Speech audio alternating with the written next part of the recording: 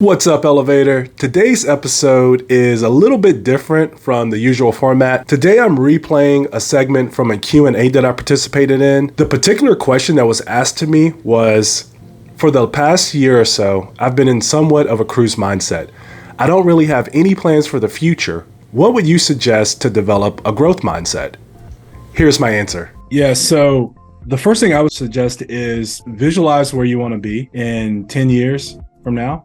How old you are at that moment, and what does life look like for you? And get really specific, get really detailed about that. Like if you say, hey, I'm going to live in this area, in this type of house, like get really detailed about it. How many bedrooms is that house? Even visualize like how you're going to furnish that house and who's going to be living in that house with you. So it's important to get really detailed about what you want your life to look like in that moment. And then from there, you step it back. So you go 10 years out. What does life look like for me? All right. How much money do I have? What are some of the activities that I'm doing? What time do I wake up? What time do I go to bed? What is my life going to be about? What's the purpose of my life at that moment? Pardon the interruption. If you're enjoying this episode and don't want to miss any of the tips that I release each week, please click that like button and smash that subscribe button. Now back to the goodness.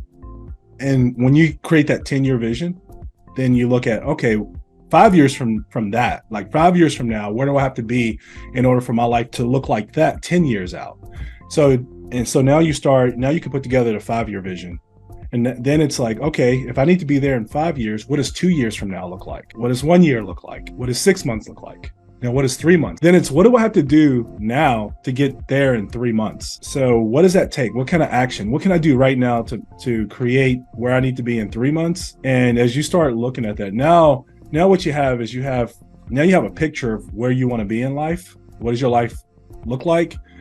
You have an idea of how much money you want to make. And now you can start asking yourself, how do I do that? How do I get there? And what do I need to do right now to be there? And you have to do that every day. You have to think about that vision, where your life's going to be. And different people are built in different ways. So some people can visualize 10 years out. I actually have a vision board set up to where it shows me where I'm going to be in 5 years out. I like to look at the next 5 years. I keep in mind where I want to be in 10 years, but 5 years out is just, it's far enough away to challenge me, but it's not too far away to where I'm out of touch with the actions that I'm taking now. Some people do better with the 3 months or the 6 months or the 1 year or the 2 years. And so I've seen with my clients, they'll pick whatever's more comfortable for them. But the important thing is that you do set that goal of 10 years out, 5 years, 2 years, 1 year, 6 months, and 3 months. So when you set that up and you visualize what that's like, and it's super hard for people because most people are conditioned to not dream, and they don't know how to be really detailed in that dream, because the negative piece comes in, the piece of, well, I can't do it, or I don't know how I can do it, so it's not attainable. That starts entering into their mind, which is why me as your coach, I can help you dream. I can work with you to where we can keep that negative part, or that part that tells you can't do it, the limiting belief part, we can keep that at bay so that you can have the space to dream. And when you have that space to dream, then what'll happen is things will start opening up for you. And when you start asking yourself, how can I do this? Instead of I can't do this, it becomes how can I do this? And now you see more opportunities. So now you're not so stuck. So now you're seeing opportunities and you're connecting the dots between little steps. You're connecting that dot from the little step to the big step. And now there's a lot more hope. So you wake up a little more cheerful. You wake up knowing that you have a plan. You wake up with more intentionality.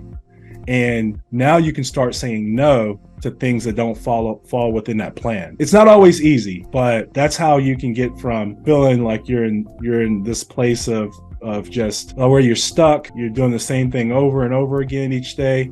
That's how you can get from that place to something greater. I really enjoyed answering these questions, and I'd probably enjoy answering yours too. If you have any questions that pertain to any aspect of coaching, please feel free to leave them in the comments on YouTube, or if you're listening to this on the podcast, you can email them to me at brian@brianrobinsoncoaching.com, and I'll try my best to create a video and a podcast episode answering your question. In the comments below, tell me if you found this episode helpful or have any additional insights on the topic.